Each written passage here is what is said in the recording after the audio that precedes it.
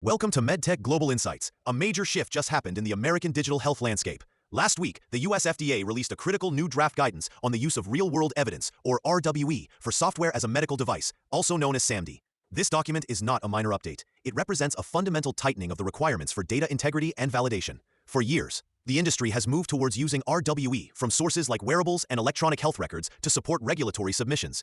This was seen as a faster, more cost-effective alternative to traditional clinical trials. However, the new guidance effectively raises the barrier to entry. The FDA is now demanding rigorous proof that the data collected is accurate, complete, and unbiased. The agency is questioning the raw output from consumer wearables and demanding clear validation methodologies before this data can be trusted for regulatory decisions.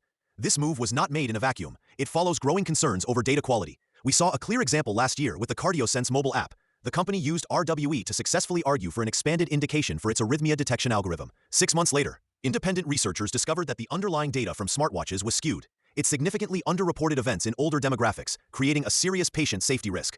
This incident created a credibility crisis that the FDA is now directly addressing. The new guidance is a clear signal. The era of simply collecting vast amounts of data is over. The new era is about proving the quality and integrity of that data. The business implications are immediate and significant. Companies that have built their entire regulatory strategy around leveraging RWE are now facing a major roadblock.